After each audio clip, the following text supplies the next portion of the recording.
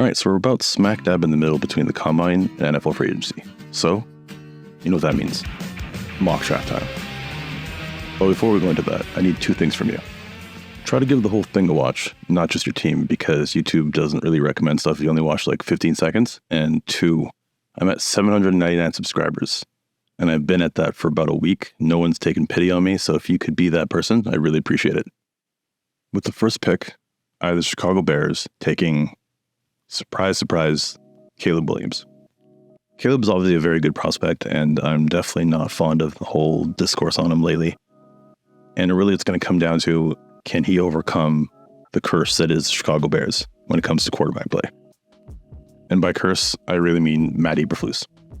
I get moving on from Justin Fields, but I also I'm not sure how Matt Eberflus wasn't a part of that. But then again, they did bring in Shane Waldron, who is a bright offensive mind, and they still have the 9th pick to make that situation even better for Caleb. So I think I'm hinting they're taking an offensive player, number 9. Number 2, I have the Washington Commanders? Yes, Commanders, taking Drake May. I think Drake May is a fine choice at number 2.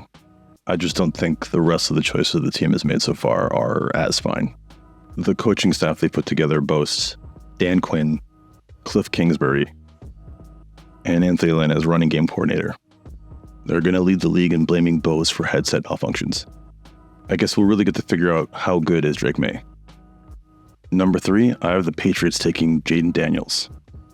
This is probably as good as any moment to remind you that I'm doing this from the perspective of the team, not who I would pick. Though in this case, it is who I would pick. And I think the Patriots should do it as well. Yes, you got Marvin Harrison and Joe Alt on the board, but Jayden Daniels is intriguing. I know some people are saying he's overrated because of the 9 balls, but I also think he makes the ball dip really nicely, which will help him feather passes into the intermediate part of the field. Of course, like Mac Jones, he's entering a situation where he didn't have a lot of talent around him, but I think unlike Mac Jones, he can overcome that. And unlike Mac Jones, he'll deserve getting better talent in the coming years. Number 4, I have the first shocker of the draft. It's the Cardinals taking Joe Alt. I know this seems an obvious spot to take Marvin Harrison, but I think Joe Alt had a hell of a combine and really cemented his status as a rare left tackle prospect. Not to mention, Drew Petzing, their current coordinator, comes from the Browns, who went all in on building an offensive line. Not to mention, they can still pick up a receiver with their second first-round pick. The number 5 pick, I have the Chargers making a charm selection in Marvin Harrison Jr. I know this seems like wishful thinking, but you only have to look back a few years to when Kyle Pitts got drafted over Jamar Chase. These things do happen, and I just can't see the Chargers doing something insane like taking Brock Bowers over Marvin Harrison Jr. And I probably don't have to go over how he'd probably be a match made in heaven with Herbert, right? It seems pretty obvious to me. With his mix of height and speed, that offense would be very potent, very fast. Not even Greg Roman could screw that up. Number 6, I have the Giants taking Malik Neighbors. And may God have mercy on Malik Neighbors' soul. I feel just awful ruining a young man's career by having him catch passes from Daniel Jones just because their owner is so fucking senile at this point. And poor Brian Dable just wants to point out how Tyrod Taylor all of a sudden made that offensive line look fine and the weapons look good. Hopefully it's only one more year from Daniel Jones, and from there, Neighbors can show the NFL what he can do. Number 7, I have the Titans taking Rome Odunze. I think this is a great pick for the Titans, and it's a great spot for Odunze to land. I didn't love Will Levis last year during the draft process, but I like what I saw from him as an NFLer. He's that exact amount of insane you need to be able to play NFL when you're not exactly the most talented guy in the world. And pairing him with a guy like Rome Odunze, who can get down the field, it's going to make him look a lot better. Number 8, I have the Falcons reaching a little bit and taking Dallas Turner, an edge out of Alabama. Obviously, I would have liked him to have traded up for Jayden Daniels, but I don't think the Patriots want to do that. But I also don't think it's wise to take any other quarterback here, especially with such a glaring hole at edge. Turner had good production at Alabama, but he's still a bit of a work in progress. His measurables definitely tell you there's something to dream on. And I think the new Falcons coaching staff are going to take a chance on it. Number 9, I have the Chicago Bears taking Brock Bowers. I know they already signed Cole Kmet, but Shane Waldron definitely liked using a lot of tight ends, and I can see him being creative with using a move guy like him. And yes, it'd be nice to have a good receiver like Odunze drop here, but I don't see that happening, because obviously DJ Moore could use a running mate. But adding Bowers to the mix, and then another receiver late in the draft, it could still be a potent offense for Caleb Williams. Imagine the Chicago Bears with a functioning offense. Crazy. At number 10, I have the Jets taking Troy Fautanu. With Fashanu falling in drafts, a guy like Fitanu makes sense for the Jets, especially with their zone blocking scheme and ability in pass coverage. Maybe thanks to Fitanu, Rodgers plays like 25 snaps. All right, with the 12th pick, I have the Vikings taking Jared Verse. Obviously, the Vikings could use a quarterback, but I really don't think that any of the guys really warrant a 12th overall pick at this point. I do think J.J. McCarthy would work in this offense because he sort of has like a skill set that reminds me of Sam Darnold, but in a good way. He's got good arm strength, but his throws are really flat. But that wouldn't be as much of an issue in that sort of point and shoot system. But still, I do think it's a better idea to take a guy like Jared Verse here. Because I think outside of QB, my opinion is edge is the second most important position on the field. And if you can't have a good quarterback, you might as well be able to pressure the other teams. And Jared Verse is definitely the kind of guy that you can dream on. He's got the bend you need and a nice array of finesse moves. And number 12, I have the Broncos taking Quinyon Mitchell, cornerback out of Toledo. His 4.33 40 and his excellent tape make him an excellent candidate to even sneak out the top 10, but I think he falls somewhere here. I like the way he sticks with guys and just plays kind of calm for a corner. I think he's a really good prospect, and pairing him with Surtain, that makes a hell of a duo. And I definitely would pick him over Buddy Nix or whatever his name is. With the 13th pick, I have the Raiders doing the most Al Davis thing possible and taking Nate Wiggins. Wiggins ran a 4.28 at the combine as a corner, who stands at 6'1". That's an elite athlete that would make Al Davis definitely very proud. He doesn't have the best tape, but at least they're putting him into a situation with Antonio Pierce, who seems like a good coach. I think this pick could work out really well for the Raiders. With the 14th pick, I have the Saints taking Talizi Fuaga. This pick just makes too much sense. The Saints need a right tackle. Fuaga is one, and he looks pretty good. So it's a pretty open and shut case. Of course, he'll be protecting Derek Carr, which, why even bother getting him an offense tackle? Just get him hurt so you can play the backup, because he'll probably be better. The 15th pick, I have the Colts reaching a bit and taking Brian Thomas, a wide receiver out of LSU.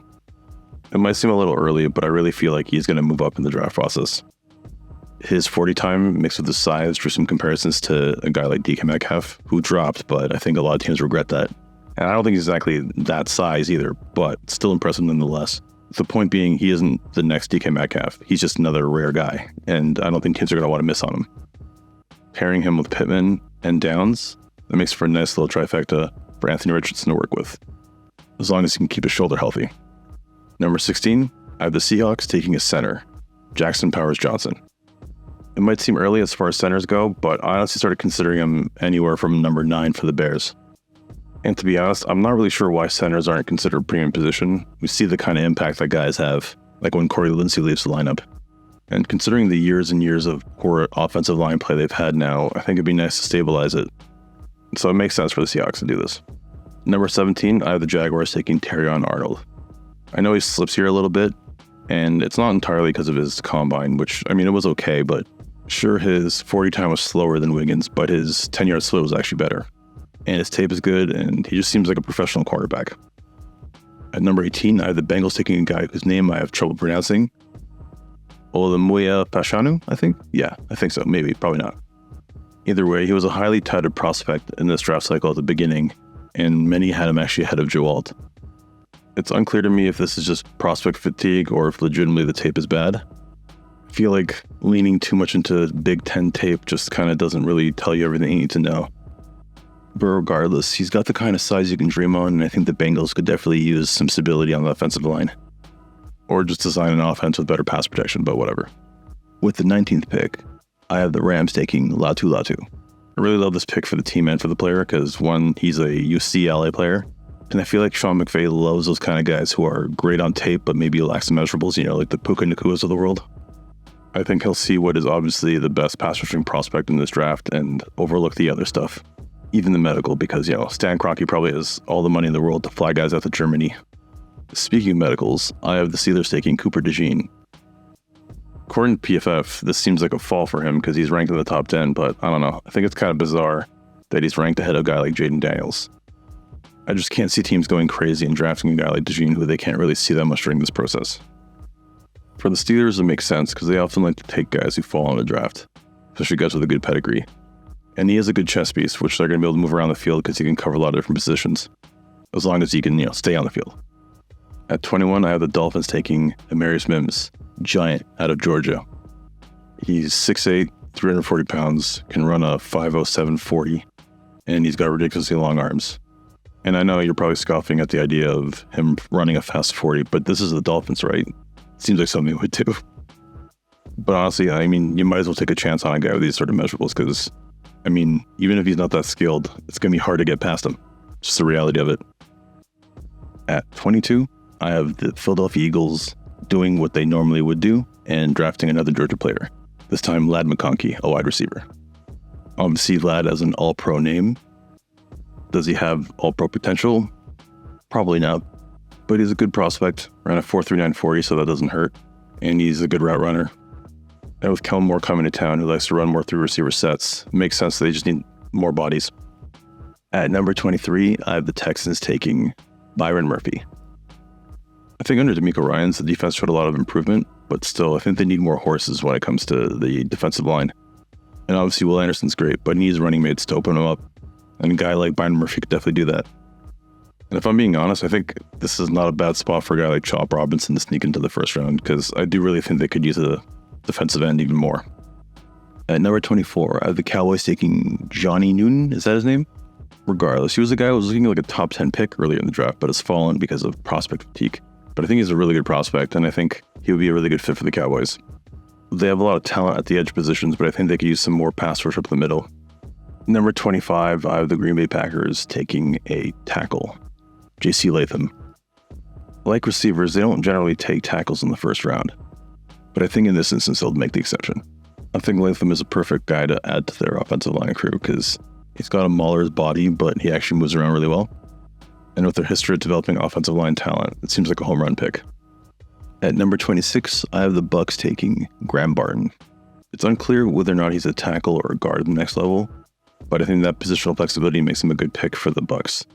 They have a need at guard, and adding a guy who has at least the ability to maybe spot start when you need him to would be definitely a useful thing to add, especially with Mike Evans coming back and maybe Baker Mayfield.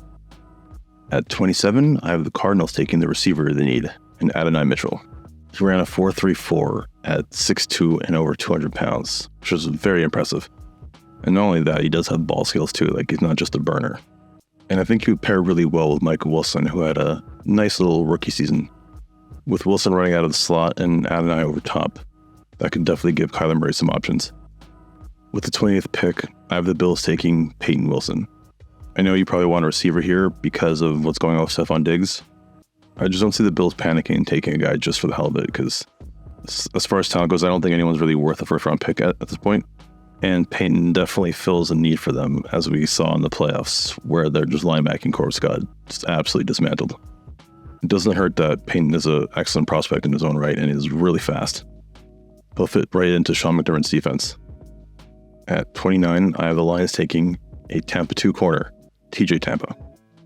The aptly named Tampa will fit right into what they're doing over there, the Lions, which, it's not exactly Tampa 2, but they definitely like to give a lot of space to guys.